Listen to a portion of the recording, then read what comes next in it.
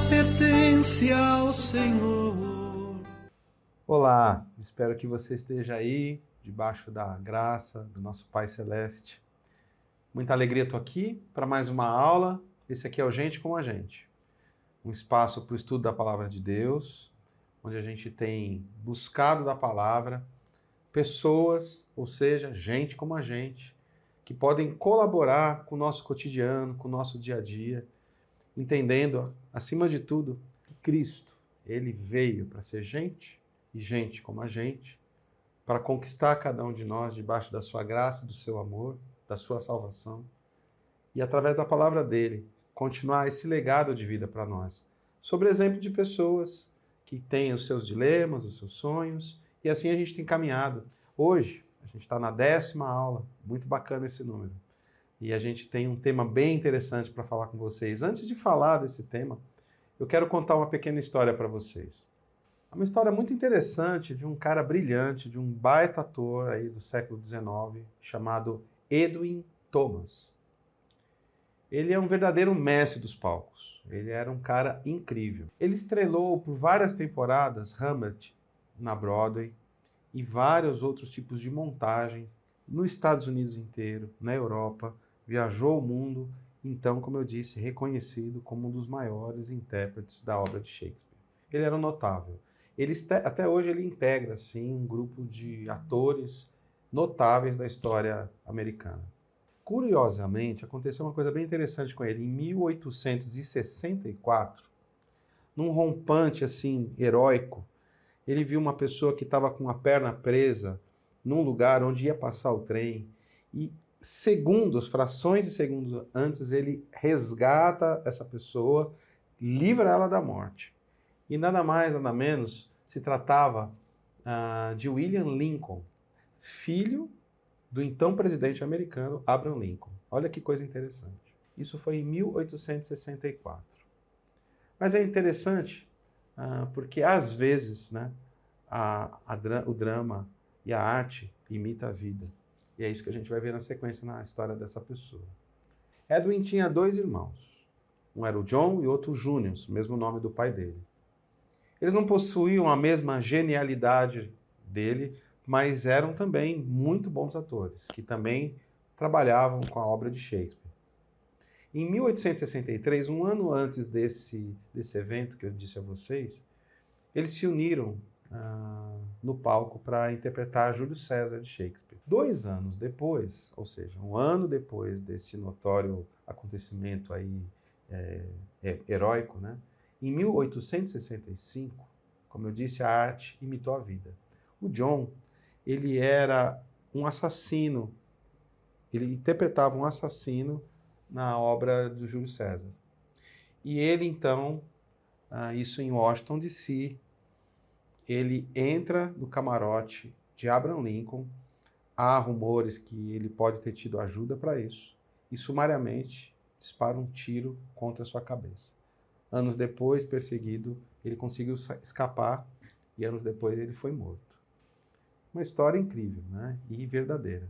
Por que eu estou trazendo essa história para vocês? Porque a gente tem aqui 2 irmãos, nascidos na mesma casa, sob as mesmas expectativas, talvez a mesma formação, ambos amantes da arte, ambos tendo a mesma profissão, a mesma paixão. Porém, um caminha sob a vereda da vida e outro sob a vereda da morte.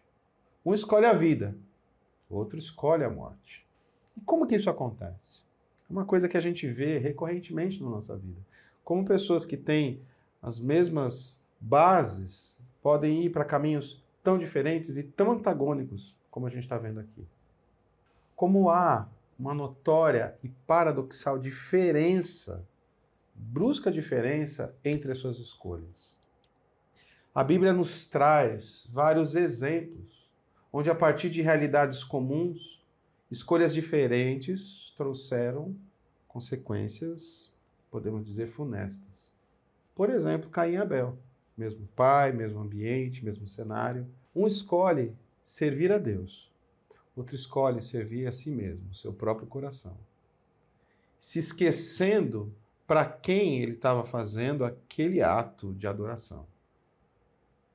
Isso gera, nessa escolha diferente, um sentimento de inveja profunda de Caim, a ponto dele matar o próprio irmão. Outro exemplo, Abraão e Ló. Ambos têm o mesmo negócio, mesmo ambiente familiar, mesma história. Caminharam juntos desde a saída de Ur dos Caldeus. Era como um filho para Abraão. Os dois parças, dois sempre juntos. Até que o negócio deles não começa mais a dar certo, porque eles tinham um problema de espaço para a criação deles. Então Abraão generosamente fala, escolhe para onde você quer ir, eu vou para o outro lado para a gente poder continuar vivendo. Vai ser uma separação importante. O que Ló escolhe? Uma região onde o sucesso financeiro seria ótimo, uma região com bastante subsídio para a criação, água boa, pasto, mas um lugar onde a moral era totalmente contra o que ele acreditava, um péssimo lugar para criar filho, um péssimo lugar para estar com a família, mas é ali que ele vai. O que ele tem em consequência com essa escolha? Muito sucesso. Ele é um cara de muito sucesso, um cara benquisto, mas ele tem uma total destruição moral da sua própria casa, da sua própria cidade, a ponto até de haver incesto com suas próprias filhas. Para mim, o que fica absolutamente claro aqui, e evidente na Bíblia, é que desde o início, Deus nos respeita e nos permite fazer escolhas. Jesus deixa isso totalmente claro e aponta para escolhas que podemos fazer. A gente pode escolher, por exemplo, Jesus ele fala isso de uma forma muito explícita. Caminho estreito, porta larga, caminho largo. Ele ainda vai falar se você quer estar com a multidão, ou com poucos e leais amigos, ou se você escolhe servir a Ele, a Deus, ou escolhe servir ao dinheiro. Tudo isso está lá. E eu quero ainda falar para vocês de 2 versículos sobre isso, sobre essas escolhas. Um que está no Antigo Testamento, um que está no Novo Testamento. Do Antigo Testamento é Josué 24:15. Se, porém, não agrada a vocês servir ao Senhor, escolham hoje a quem irão servir. Se aos deuses que os seus antepassados serviram, além de Eufrates, ou aos deuses dos amorreus, em cuja terra vocês estão vivendo. A minha escolha é que eu e minha família serviremos ao Senhor. E falando de serviço, o texto de João, que diz assim, se alguém decidir fazer a vontade de Deus, se alguém escolher fazer a vontade de Deus, descobrirá se o meu ensino, Jesus Cristo falando, vem de Deus ou se falo por mim mesmo. Ou seja, viva, experimente, escolha. Deus nos oferece, então, escolhas de ordem eterna. Isso é bem interessante. As escolhas que Deus nos permite escolher são escolhas de ordem eterna e, com certeza, suas consequências também são eternas. De novo. Há um texto que especialmente nos aponta de forma simbólica e literal para essa questão que envolve instâncias de uma mesma natureza, de um mesmo ambiente, que diante da escolha tomam rumos diferentes. É o episódio de quando Jesus está sendo crucificado na cruz, na presença de 2 ladrões, de 2 condenados à morte, assim como ele. Vamos ler juntos aqui o texto de Lucas 23. Vou ler Lucas 23, de 32 a 33, depois de 39 a 43. 2 outros homens, ambos criminosos, também foram levados com ele para serem executados. Quando chegaram ao lugar chamado Caveira, ali o crucificaram com os criminosos, um à sua direita e outro à sua esquerda. Um dos criminosos que ali estavam, dependurados, lançava-lhe insultos. Você não é o Cristo? Salva-se a si mesmo e a nós também. Mas o outro criminoso o repreendeu, dizendo, você não teme a Deus, nem estado sob a mesma sentença? Nós estamos sendo punidos com justiça porque estamos recebendo o que os nossos atos mereceram. Mas este homem não cometeu nenhum mal. Então ele disse, Jesus, lembra-te de mim quando entrares no teu reino. E Jesus respondeu, eu garanto, hoje você estará comigo no paraíso. Então a gente tem aqui uma situação contundente sobre essa questão. Você já parou para pensar por que Jesus estava ele ao centro e 2 um à direita e outro à esquerda? Por que não era ele e um, ele 4 ou ele 6? Por que Jesus se encontrava no centro, entre esses dois salteadores, ladrões, assassinos? A gente não sabe. Dentre alguns motivos, certamente foi para nos ensinar algo importante sobre escolhas. Note, ambos condenados possuem exatamente o mesmo tipo de condenação, sentenciados exatamente pelo mesmo tipo de juízo, no mesmo lugar. Estão no mesmo lugar, na mesma hora, observados pela mesma multidão. Igualmente, diz o texto de Mateus 27, 44, igualmente, inicialmente, ambos insultavam a Jesus, exatamente porque ele estava sendo crucificado. Depois a gente tem nesse texto que a gente acabou de ler de Lucas, essa reportação desse ladrão. Certamente, o que nos chama a atenção é a oração de arrependimento e reconhecimento humilhado que um dos ladrões tem. Ele reconhece, então, a sua situação e reconhece que se tratava do Rei dos Reis ali ao centro. Mas eu fico aqui pensando, e sobre esse outro ladrão? Esse outro ladrão que não se arrependeu? Não seria o caso de Jesus, de repente, interpelado e falar, você tem o coração muito duro, deixa eu te contar uma história. Podia falar e dar mais uma chance para ele, mas não. Jesus não fala nada. Vou aguçar um pouco mais aqui a nossa curiosidade. Jesus mesmo não traz lá em Lucas 15 a história de um pastor que deixa as 99 para correr atrás daquela que está perdida? Não fala da viúva que para tudo que está fazendo, coloca a casa para o ar para achar a dracma que está perdida? Mas a conclusão dessa trilogia de parábolas, dessa história que Jesus conta, é a do filho pródigo. De um filho que escolhe sair de casa. E qual é a reação do pai? Silêncio. Permite que ele saia. O pai simplesmente ouve e respeita a escolha do filho.